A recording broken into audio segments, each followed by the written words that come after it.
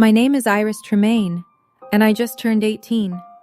At my birthday party last night, my dad pulled me aside and whispered, "When this is over, you're going to sign some papers for Uncle Wade, just a formality."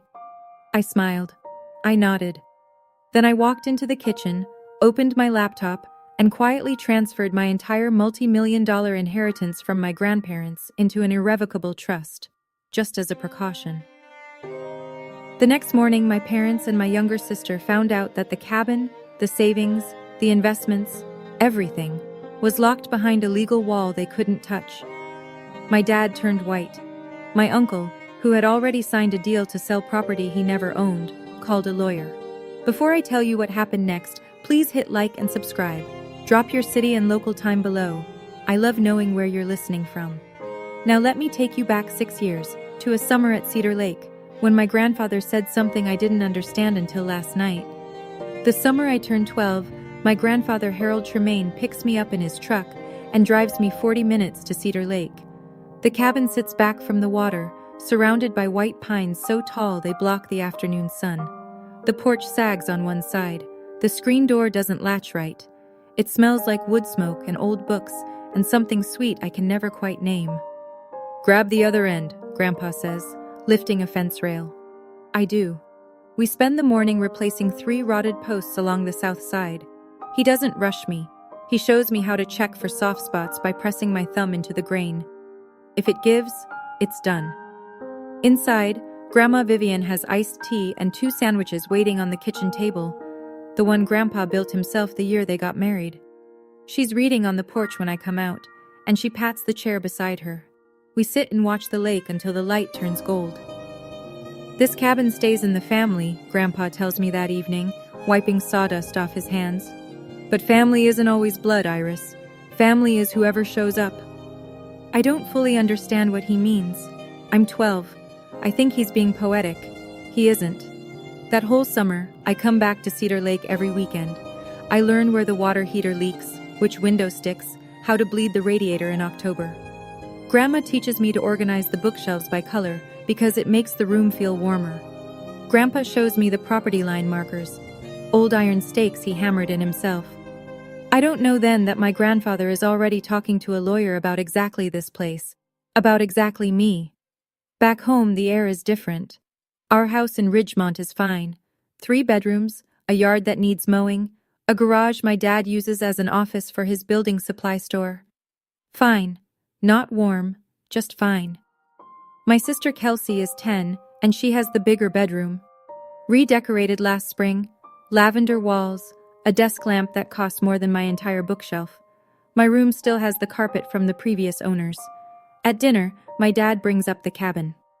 "Dad's place is just sitting there losing value," Greg says, cutting his steak. "Property taxes alone are killing us. We should sell it, reinvest." My mom nods. "Makes sense." "Grandpa said the cabin stays in the family," I say. Greg laughs. Not a mean laugh. Worse, a dismissive one. "You were 12, Iris. He was being nice." Nobody asks me anything else. The conversation moves to Kelsey's debate trophy. Regional finalist, very impressive, and Denise has already framed the certificate. "I won the district science fair 2 weeks ago. The ribbon is still in my backpack." After dinner, I clear the plates. On the counter, half hidden under a grocery list, there's a glossy flyer. Ridgeline Development. Lakefront lots. Premium prices. Now acquiring. There's a handwritten phone number in the margin. I don't know whose handwriting it is, not my dad's. I put the flyer back exactly where I found it. Upstairs, I sit on my bed and think about Grandpa's kitchen table. The one he built with his hands. The one where Grandma sets my sandwich without asking what I want, because she already knows. I think about the flyer downstairs. Someone is already measuring my grandparents' home in dollar signs. Grandpa Harold dies 2 years later. I'm 14. The funeral is on a Tuesday. Gray sky, damp grass, folding chairs that sink into the lawn. I sit in the second row holding his handkerchief. Blue plaid, frayed at the edges, smelling faintly of pine. At the reception, I notice Greg and his brother Wade standing by the dessert table, not eating, talking low. Wade has a folder tucked under his arm. Greg keeps nodding. I catch one sentence from Wade. We should move on this before probate gets complicated. They're talking about the cabin at the funeral. I say nothing. I'm 14. I have no power, no voice, and no idea that my grandfather already accounted for this exact moment. 2 years pass. I'm 16. Grandma Vivian gets sick in March and is gone by June. She holds my hand the last time I visit, her grip surprisingly firm. "The cabin is yours, Iris," she whispers. "Don't let them take it. Promise me." "I promise, Grandma." She squeezes once and closes her eyes. After the funeral, another gray day, same folding chairs. Greg sits at our kitchen table and says to Denise, "Now we can finally sort out the property." He says it with relief, like something heavy has lifted. That same evening, Wade calls. I hear Greg on the phone in the garage, pacing. "Yeah, no, I agree. Let's get it moving." His voice is lighter than it's been in weeks. I'm standing in the hallway holding a glass of water, and I realize something that sits in my chest like a stone. My grandmother's death isn't a loss to them. It's a clearance. I don't cry that night. I make a different kind of decision. I just don't know how to act on it yet. Between 16 and almost 18, the cabin becomes my quiet rebellion. Every Saturday morning, I drive out to Cedar Lake in the used Honda I bought with babysitting money. I patch the porch screen. I replace the weather stripping on the back door. I sweep pine needles off the roof because Grandpa taught me that's how leaks start. At home, the conversations shift. The cabin stops being Grandpa's place and starts being the family property. Greg says this at dinner like it's always been true. Wade shows up more often now, every other Sunday, sometimes with manila folders, sometimes with a laptop open to real estate listings. I try once. "What about Grandma's wish? She wanted me to keep it." Denise puts down her fork gently, the way she does before correcting Kelsey's homework. "Your grandma was emotional at the end, sweetie. This is business." Business. That's the word they use for everything that used to be love. By 17, Greg starts being more direct. "When you turn 18, we'll figure this out as a family." The way he says family, I know it means my way. One November afternoon, alone at the cabin, I'm clearing out the hall closet. Behind a stack of old quilts, I find a sealed envelope in Grandma Vivian's handwriting. My name on the front. Inside, a single business card. Margaret Caldwell, attorney at law. Below her name, printed in small type, Tremaine Family Trust. My hands shake, not from fear, from recognition. Grandma left this here for me to find. She knew I'd be the one cleaning out closets. Not Greg, not Wade, me. I slip the card into my wallet. I don't call. Not yet. 3 months before my 18th birthday, Margaret Caldwell calls me first. The call comes on a Thursday evening in February. I'm in my room doing calc homework when my phone shows an unknown number with a local area code. "Iris? This is Margaret Caldwell. I was your grandparents' attorney." Her voice is steady, professional, and careful, like someone who's rehearsed this opening. "I need to speak with you before your birthday. There are things you need to know, and there isn't much time." She tells me to meet her the following Saturday at her office downtown. Alone. I go. Margaret Caldwell is in her late 50s, silver-haired, with reading glasses on a chain around her neck. Her office is small, organized, and smells like old paper and coffee. She sits across from me and opens a folder. "Your grandparents hired me 6 years ago," she says. "They established an irrevocable trust, the cabin, a savings account, and an investment portfolio. Total value approximately $2.1 million. All of it is held in the trust. You are the sole beneficiary." I feel the room tilt slightly. My grandparents left me everything? They transferred it into the trust while they were alive.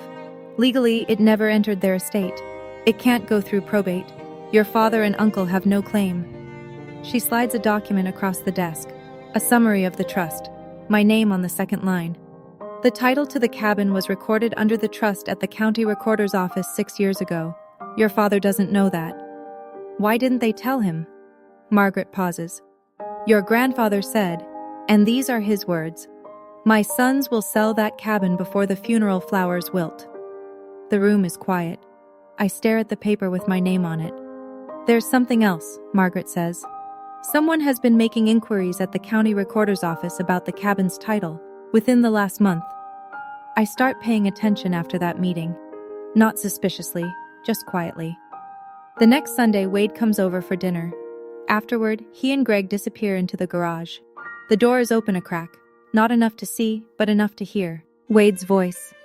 I already signed the purchase agreement with Ridgeline, $450. But we need the title clean before closing. Greg. How do we get it clean? Quit claim deed. Dad's gone, mom's gone. We're the legal heirs. We quit claim the property to ourselves, record it, and sell. Is that legal? It's a standard real estate transfer between heirs. Nobody's going to question it. A pause. Then Greg, quieter. What about Iris? My chest tightens. Wade's answer comes fast, like he's already thought about it. She's 17, Greg. She can't do anything. And by the time she's 18, the sale goes through. Done deal. She'll be upset. She'll get over it. We'll give her a cut.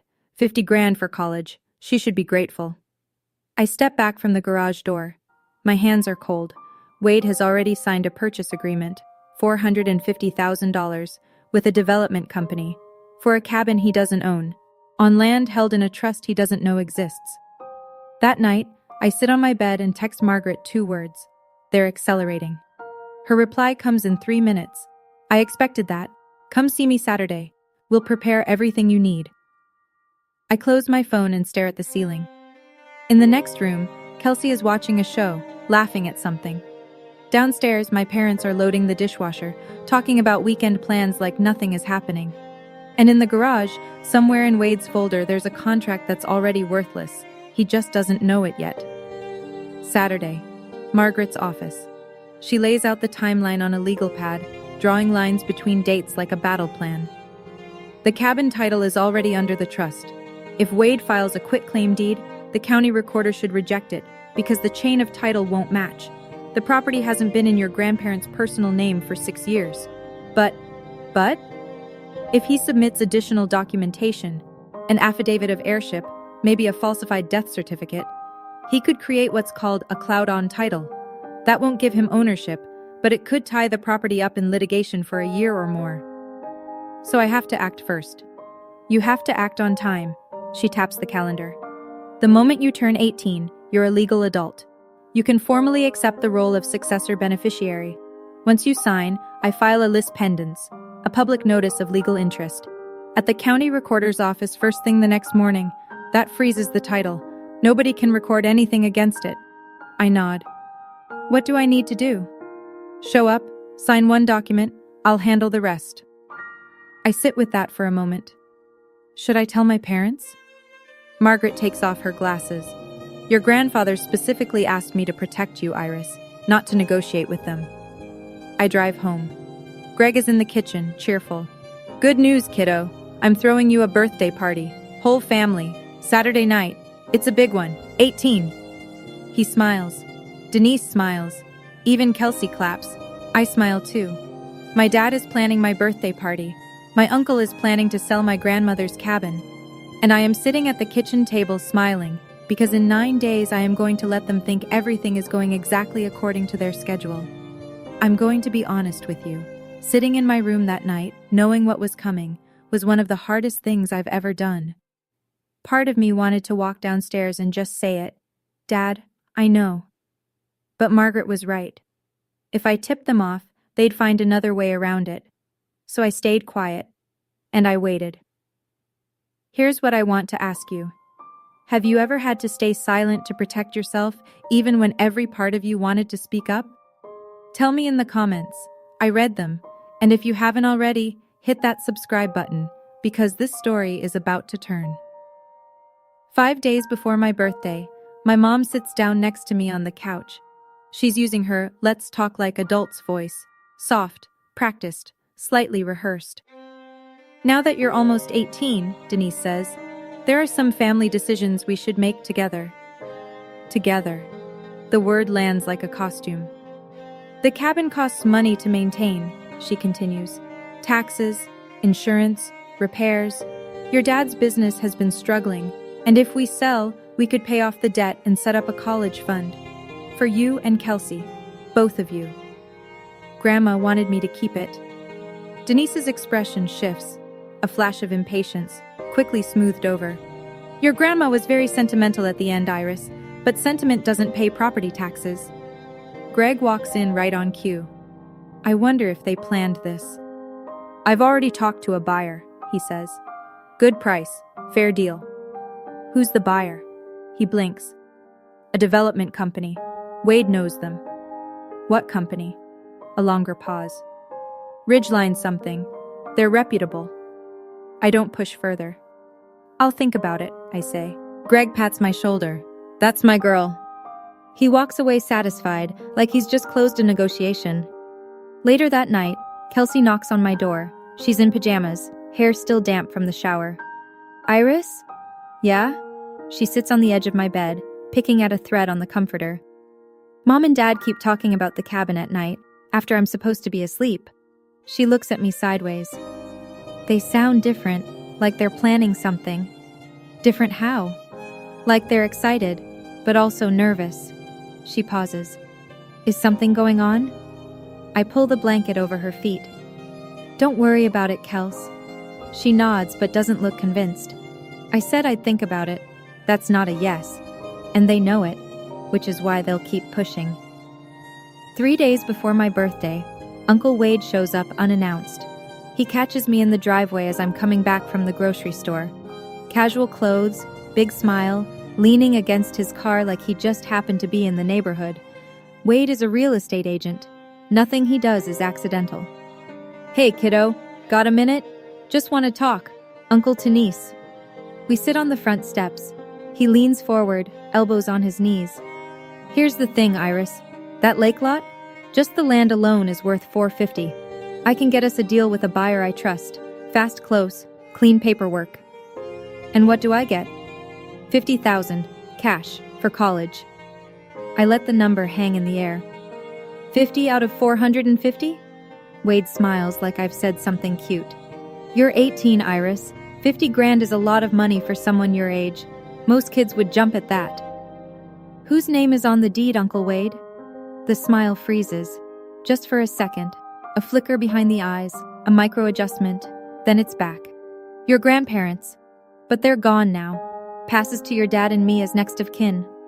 That's not how it works. I know it. He should know it. He sells houses for a living. But he's counting on me not knowing. I'll think about it, I say again. Wade stands, brushes off his jeans. Don't overthink this one, Iris. Opportunities like this don't wait. He drives away. Before he's even at the end of the street, he's on the phone. I can see his mouth moving through the driver's window. That night, I text Margaret again. They're accelerating. She replies, stay the course. 3 more days. 3 more days. I can do 3 more days. The night before my birthday, I drive to the cabin alone. The road is quiet. Cedar Lake sits flat and dark under a half moon, and the pines along the bank look like cutouts against the sky. I park in the gravel patch Grandpa leveled himself, walk up the porch steps, second one still creaks, and sit in the chair next to the one that used to be his. The air smells like rain and pine resin. I check my email. Margaret has sent the full document package, the acceptance of successor beneficiary form, the beneficiary designation confirmation, a 1-page summary of the trust terms. Everything formatted, flagged with sticky tabs, ready for a signature. My signature. At midnight. I read each document twice. Then I close my laptop and listen to the lake. Grandpa used to sit right here and say, "Patience isn't weakness, Iris. It's timing." I always thought he was talking about fishing. The tears come without warning. Not a collapse, not a breakdown, just a quiet overflow that I let happen. I cry because I wish this were different. I wish my dad had been the kind of man who would have taken me fishing at this lake instead of calculating its resale value. I wish my mom had asked me what I want instead of telling me what's practical. I wish I didn't have to sign a legal document at midnight to protect myself from the people who are supposed to protect me. But wishes don't hold up in court. Trust documents do. I wipe my face, lock the cabin door, drive home, lie down in bed, set my alarm for 11:45 p.m. In 6 hours, I turn 18. In 7, my family finds out that the cabin was never theirs to take. 11:50 p.m. My bedroom door is closed. The house is silent. Greg and Denise went to bed an hour ago, and Kelsey's light went off at 10. I open my laptop and connect to the video call. Margaret appears in her home office, reading glasses on, a stack of papers lit by a desk lamp. "Ready?" she asks. "Ready." When the clock hits midnight, you are a legal adult in every sense that matters. I'll walk you through the signing. She goes through it one more time, clear and precise. I sign the acceptance of successor beneficiary form, a single-page document that confirms I'm formally receiving the trust my grandparents created. From that second forward, every decision about the trust's assets runs through me and Margaret as co-decision makers. "Now," she says, "first thing tomorrow morning, 8 a.m., I'll go to the county recorder's office and file a lease pendens. That's a public notice that says there's a legal interest pending on the property. Once it's recorded, no one can sell, transfer, or encumber the title while it's active." What if they've already filed something? Then whatever they filed will be flagged. The chain of title will show the trust, recorded 6 years ago, not your father. Any conflicting document gets kicked back. I look at the signed paper in my hand. My name in ink, my grandparents' names in print above mine.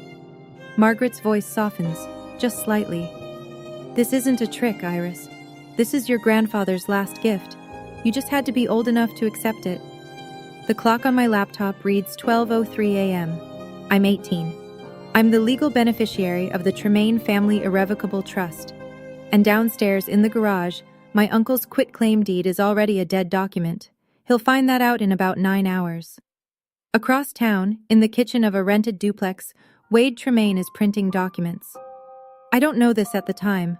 I piece it together later, from what the county clerk told Margaret and what Greg eventually admitted during one of our harder conversations.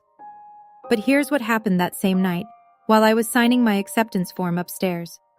Wade printed a quitclaim deed, a one-page form that transfers property rights from one party to another without any warranty of ownership, legitimate when used correctly, criminal when the person signing it has no rights to transfer. He called Greg at 11:30 p.m. "Everything's ready. We file at 9. The recorder's office opens at 8, but I want to make sure Iris is distracted with birthday stuff first." Greg: "You sure about this?" Wade: "They're dead, Greg. We're next of kin. It's simple." It wasn't simple. It was forgery dressed up in standard real estate language. Wade also had a second document open on his laptop, a purchase agreement with Ridgeline Development, LLC. Purchase price, $450,000. Closing date, 30 days after the quitclaim deed was recorded. If Wade couldn't deliver a clean title within that window, he'd owe Ridgeline a $45,000 penalty, plus damages. He'd signed that agreement 2 months earlier, before my grandparents' title had even been fully searched, before he'd verified that the property was in the estate at all. He assumed it was. He assumed nobody had planned otherwise. Wade had bet nearly $500,000 on a piece of paper that didn't belong to him. He just didn't know it yet. And in 9 hours, when he walked into the county recorder's office with his quitclaim deed and his confident handshake, he was going to find out that the entire chain of title told a different story. My birthday party starts at 4 in the afternoon.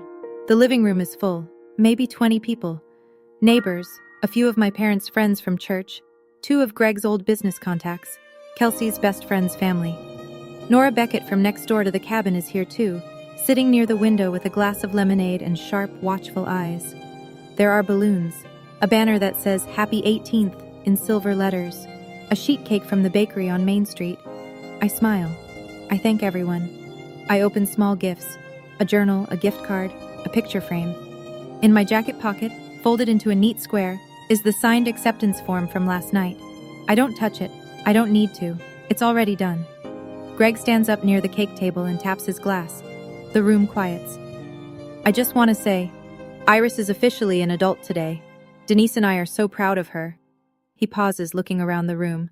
"And as a family, we have some exciting plans for the future." He looks at me and smiles. "Right, Iris?" Every face in the room turns toward me. "Thanks, Dad," I say. Nothing more. Greg waits a beat, then laughs it off and raises his glass. The room follows. Conversation resumes. From the corner of my eye, I see Wade by the front door, checking his phone, typing something fast with both thumbs. Nora catches my arm as I pass by the window. She leans in close, smelling like lavender hand cream. "Your grandmother would want you to know something," she says quietly. "I saw your uncle at the cabin last week, with 2 men in suits. They were walking the lot line with a measuring tape. Wade brought the buyers to the property before he even had the title. That's how confident he was." After the cake is cut and the plates are passed around, Greg stands again. This time his voice is louder, more deliberate, the voice of a man who's been waiting for an audience. "Before we wrap up, I want to share something with everyone." He puts his hand on Denise's shoulder. "Our family has been going through a tough time financially. Some of you know about the store. It's been hard," sympathetic murmurs. "But Harold and Vivian, my parents, they left us something, the cabin out at Cedar Lake. And as a family, we've decided to sell it, to secure everyone's future.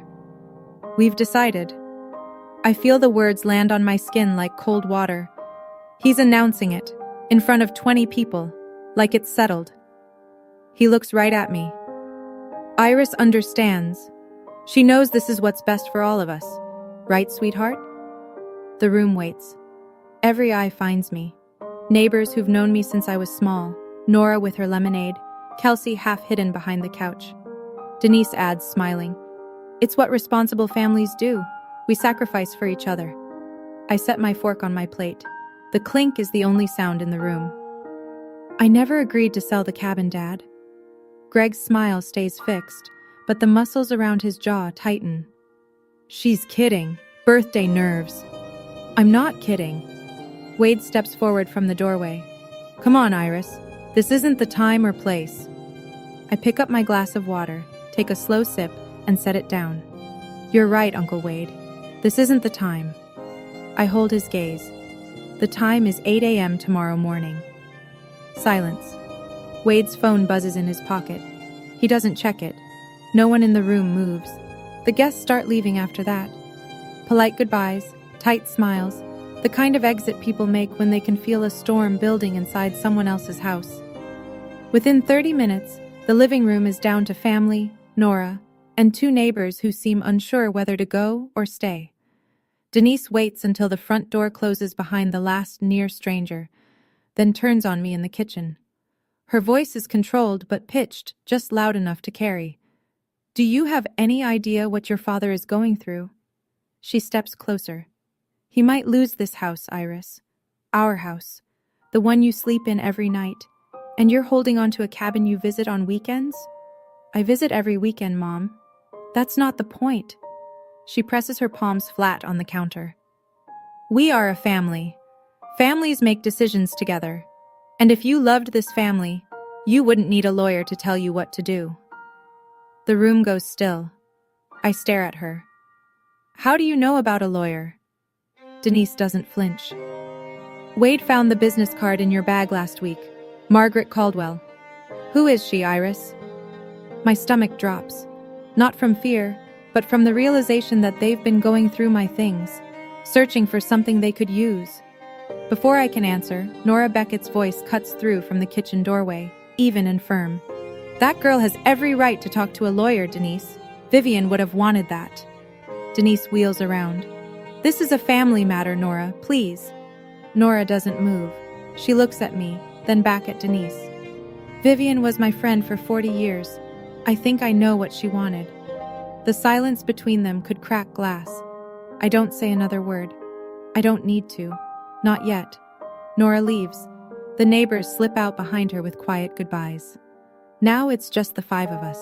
Greg, Denise, Wade, Kelsey, and me. Greg closes the kitchen door. The fluorescent light buzzes overhead. He pulls out a chair, sits down, and folds his hands on the table like a man about to deliver terms. "Here's what's going to happen, Iris." His voice is low, deliberate. "Tomorrow morning, Wade and I go to the county office. We file the paperwork. The cabin sells. You get your share, a fair share, and we move on as a family." "What's my share?" 50,000. "Out of how much?" Greg doesn't answer. Wade, leaning against the doorframe, fills the gap. "Don't make this harder than it needs to be." I look at my dad. "And if I say no?" Greg's jaw sets. "If you fight this, you're on your own. No more help with college. No more living under this roof. The kitchen is very quiet. The faucet drips once. You're threatening to kick me out on my 18th birthday? I'm asking you to be part of this family. I push back from the table. Stand up. My voice is steady, even though my hands aren't. I am part of this family, Dad. I'm the part that keeps promises. I walk past Wade, past Kelsey, who's sitting on the stairs with her knees pulled to her chest, and I go upstairs. I close my door. I sit on the bed and breathe.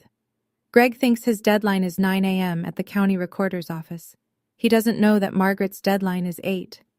I sat on my bed that night holding the acceptance form I'd already signed at midnight. My dad had just threatened to remove me from my own family if I didn't hand over a cabin that was legally mine. My mom said I didn't love them. My uncle was planning to file a forged deed first thing in the morning. And all I could think was, my grandmother was right. She knew exactly who they would become when the money was on the table. And she planned for it, years before it happened. If someone you loved ever prepared something to protect you, even after they were gone, I want to hear about it. Tell me in the comments. Now let me tell you what happened at 8 a.m. 8 a.m. The county recorder's office opens. The fluorescent lights flicker on. A clerk in a blue cardigan unlocks the front counter. Margaret Caldwell is the first person through the door. She's wearing a gray blazer and carrying a leather folder. She approaches the counter, presents 2 documents, a certified copy of the Tremaine Family Irrevocable Trust and a lis pendens notice, and asks for them to be recorded against the Cedar Lake property. The clerk reviews the paperwork, checks the existing title records, and stamps it. Recorded. Done. From this moment forward, anyone who pulls the title on the Cedar Lake cabin will see. Notice of pending legal interest. Tremaine Family Irrevocable Trust. Margaret Caldwell, trustee. Iris Tremaine, beneficiary. At 8:14 a.m., Margaret calls me. It's done. The lis pendens is recorded. The property is flagged. Whatever they bring in will be rejected on chain of title grounds. I'm sitting at the kitchen table eating cereal. Greg is upstairs getting dressed. Denise is making coffee. Normal morning sounds. Water running, a closet door, the clink of a belt buckle. At 8:30, Greg and Wade come downstairs together. Greg is wearing a button-down shirt, his business shirt, the one he wore to bank meetings before the store went under. Wade has a folder tucked under his arm. Same folder as always. We'll be back by lunch, Greg says, grabbing his keys. I look up from my bowl. Good luck, I say. Greg pauses in the doorway, looks at me. Something in my voice, maybe. Or something in my face. Then he turns and walks out. I rinse my cereal bowl. I dry it. I set it in the cabinet. And I wait. I'll never know exactly what their faces looked like, but I know what happened, because Margaret was still at the recorder's office when they walked in. She stayed on purpose. 9:05 a.m. Wade approaches the counter. He slides the quitclaim deed across with a confident nod. Greg stands behind him, hands in his pockets, looking around the room like they'll be in and out in 10 minutes. The clerk takes the document, types the parcel number into the system, reads the screen, types again, then she stops. I can't record this document, sir. Wade leans forward. Excuse me? The property title is held under the Tremaine Family Irrevocable Trust. It was recorded in 2020. There's also a lis pendens filed this morning. That's impossible, Wade says. My parents owned that property. Sir, the deed was transferred to the trust 6 years ago. The chain of title is clear. This quitclaim doesn't match the current ownership record. Greg steps up beside Wade. There's no trust. Our parents never mentioned a trust. The clerk glances between them. I'd recommend you speak with the trustee listed on the filing, a Margaret Caldwell. Wade's hand goes flat on the counter. His face drains. Margaret's name, the name on the business card they found in my bag, is now on a public record they can't erase. Greg turns to Wade, slowly. You said this was simple. I didn't know about any trust. You're a real estate agent, Wade. How did you not check the title first? Wade opens his mouth, closes it, opens it again. The clerk says evenly, Gentlemen, I'll need you to step outside if there's a disagreement. Margaret, seated in the waiting area near the door, watches them leave. She doesn't say a word. She doesn't need to. The call comes at 9:22 a.m. I'm sitting on the porch, watching the neighbor's sprinkler arc back and forth across the lawn. "What did you do?" Greg's voice is tight, shaking. I can hear traffic behind him. He's in the parking lot. "I accepted what Grandpa and Grandma left me. That's all." "You went behind our backs, with some lawyer we've never heard of." "Margaret Caldwell has been the trust attorney for 6 years, Dad. You just never asked." A beat of silence, heavy breathing. "This is my parents' property, Iris. I'm their son. And they chose to leave it to me." I keep my voice even. "Not because they didn't love you, but because they didn't trust you with it." The silence that follows is the longest of my life. I count the sprinkler rotations, 3 full arcs, before he speaks again. "We'll fight this." "You can try. But the trust is irrevocable. That means even I can't dissolve it. There's nothing for anyone to undo."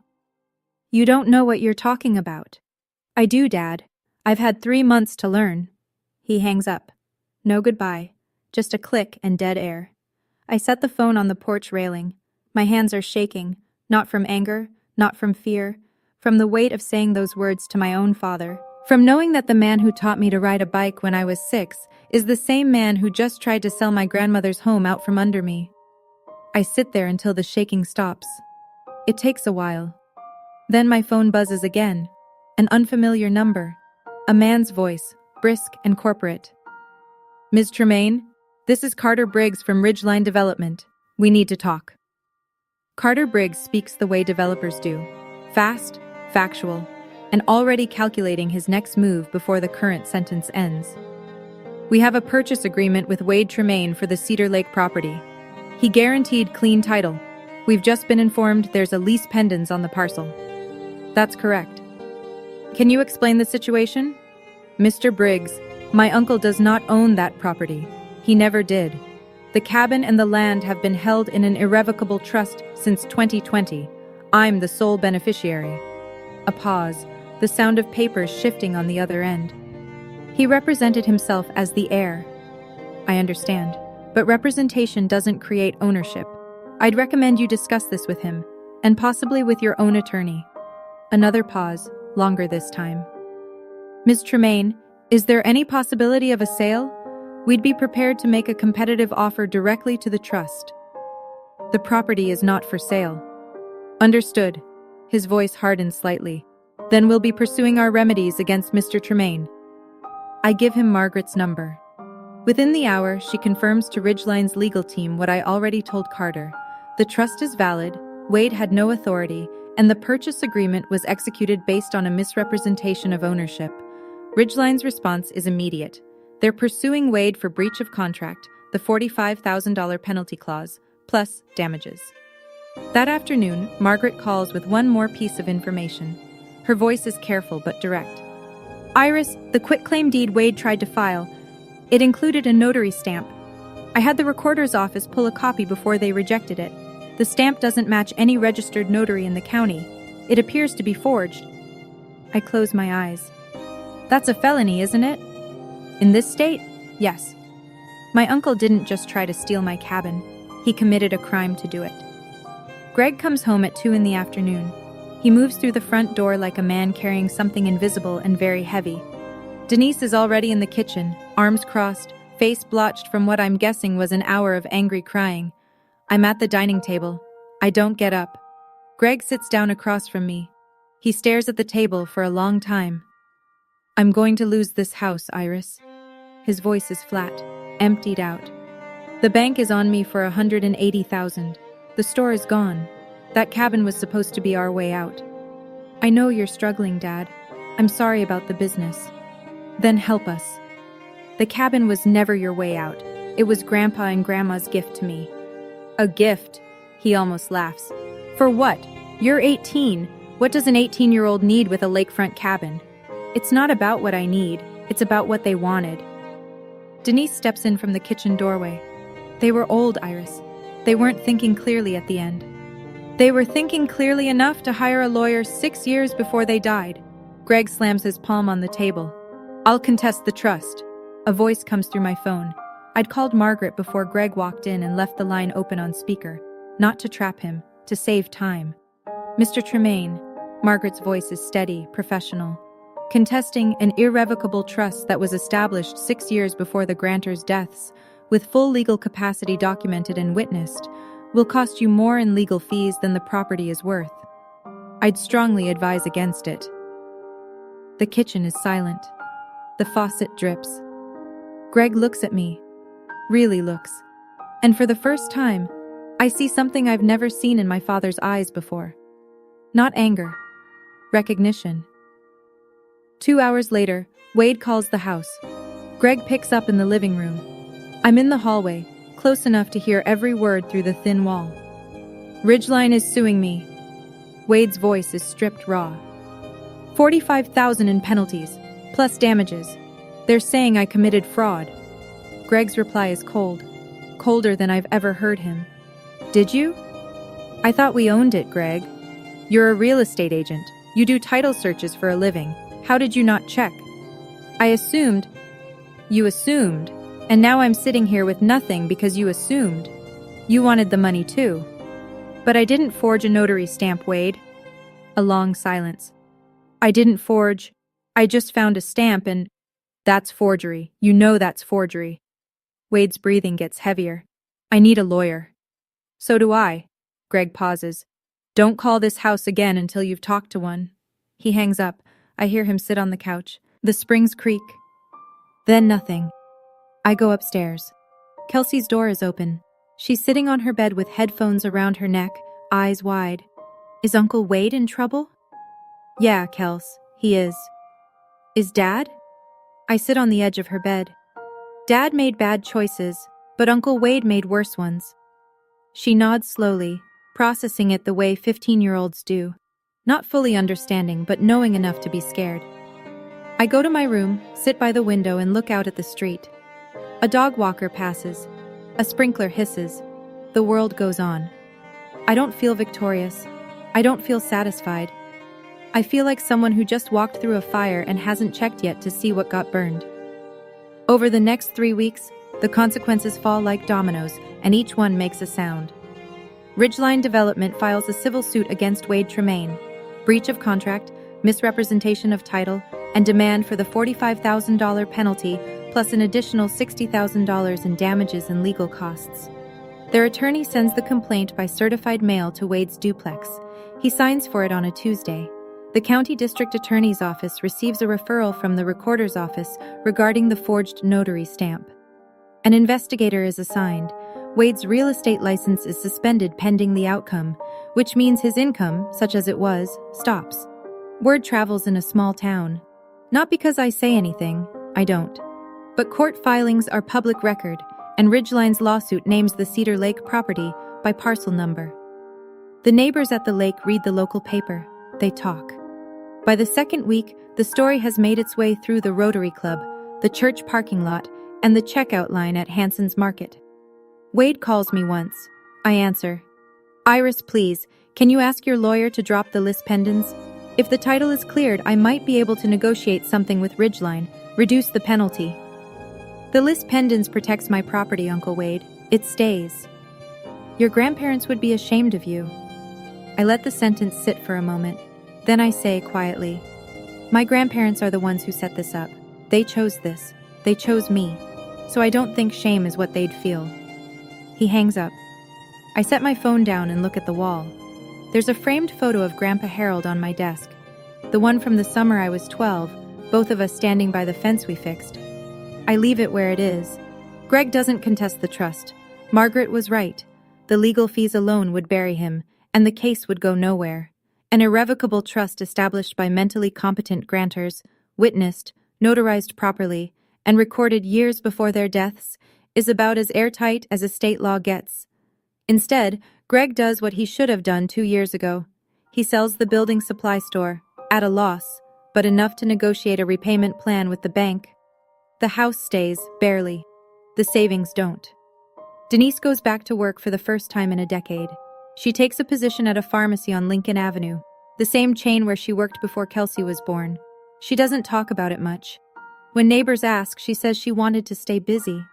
Nobody believes that, but nobody pushes. The town knows. Not every detail, but enough. Harold Tremaine's sons tried to sell his cabin, and the granddaughter stopped them. That's the version that circulates at the diner, at PTA meetings, at the gas station on Route 12. Some people think I was brave. Some people think I was cold. I don't correct either group. Greg and I don't speak for 2 weeks after that morning. The house is quiet in a way that feels permanent, like the silence has weight. Nora Beckett brings me pie one afternoon. Apple, still warm. Your parents made their choices, she says, setting the tin on my desk. But they're still your parents. Don't carry their shame. That's theirs. I nod. Then Kelsey calls one evening. She's at a friend's house, voice small. Iris? Yeah? I don't understand everything that happened, but I'm sorry they put you through this. My throat tightens. Thanks, Kels. Are you okay? I'm getting there. I drive to the cabin on a Saturday morning in late April. The dogwoods along the lake road are blooming, white and pale pink against the dark water. I unlock the front door with the same key Grandpa gave me when I was 14. In case you ever need to get in when we're not here, he said. I didn't know then that he meant permanently. The cabin smells the same. Pine and old books, and that sweet, faint something I've never been able to name. I think now it might be the wood itself. Decades of sun and rain soaked into the walls. I walk through every room.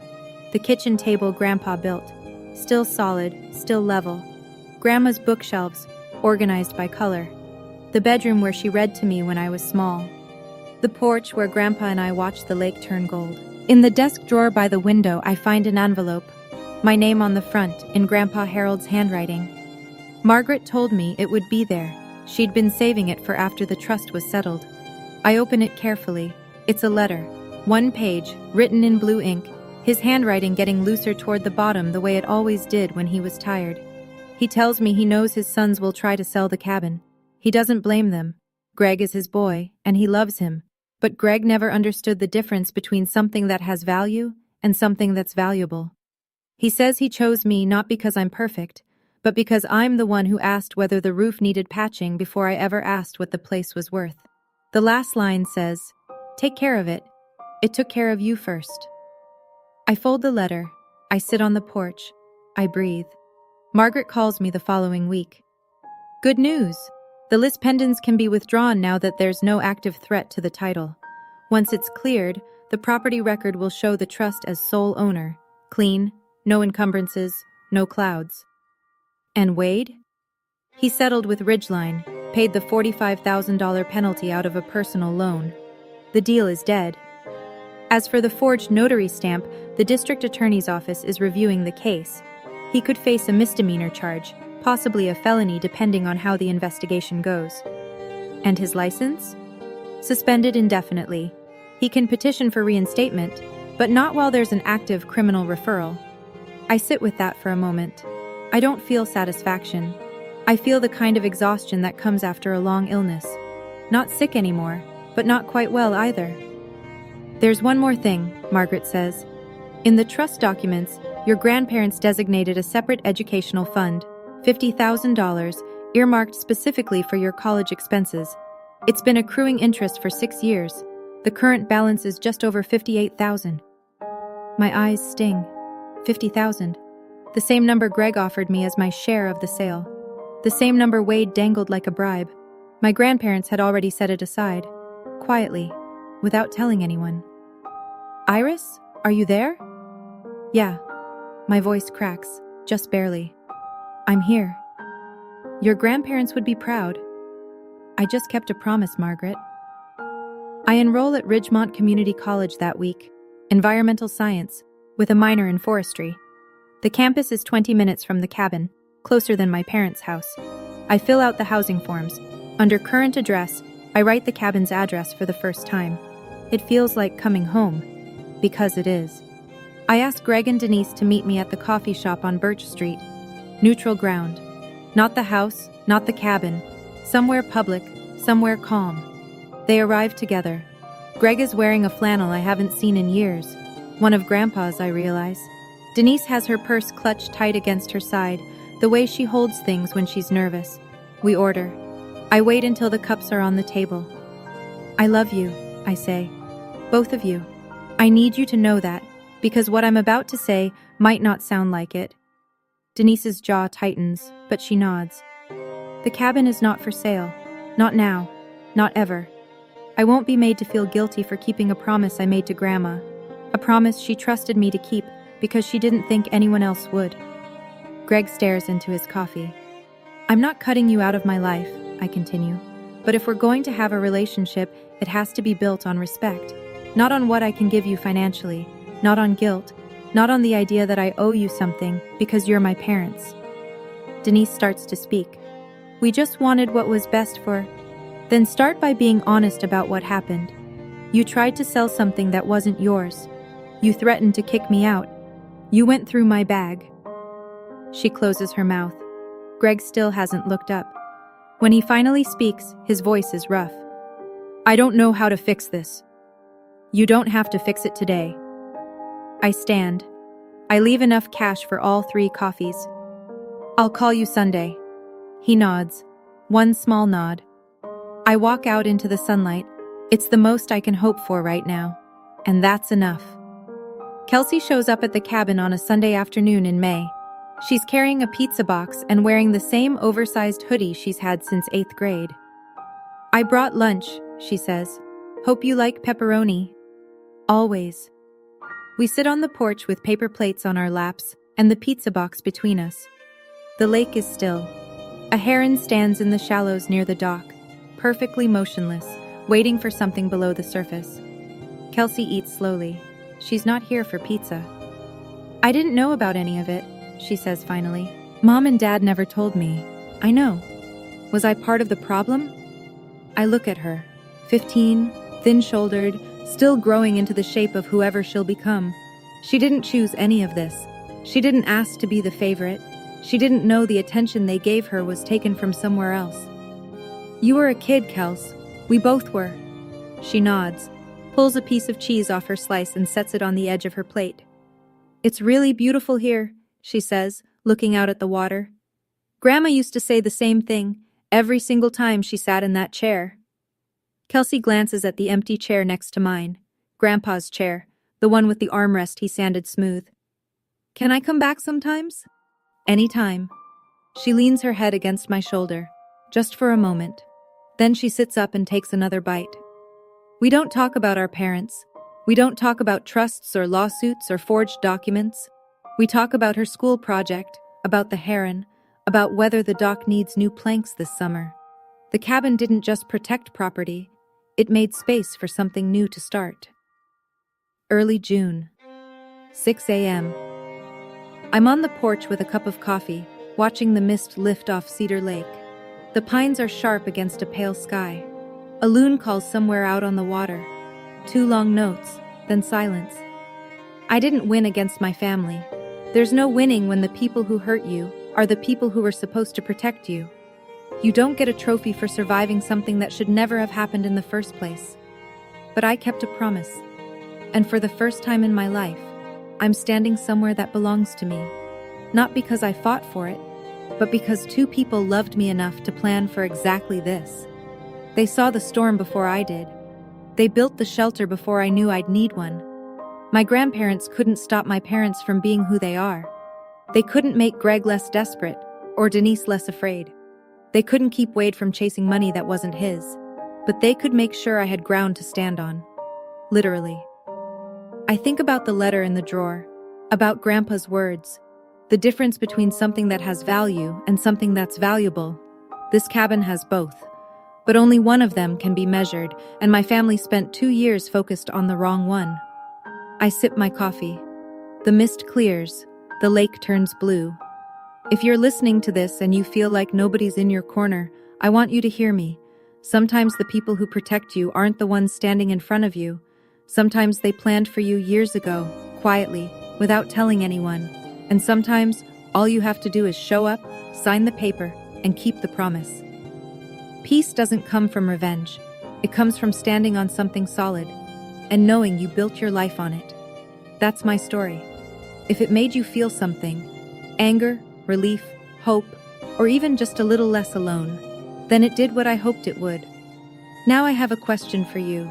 If you could protect one thing in your life, a place, a person, a promise, what would it be? Tell me in the comments. I read every one, and if this story stayed with you, share it with someone who needs to hear it. If you haven't subscribed yet, I'd love to have you here for the next one. Check the description for more stories like this. I'll see you next time.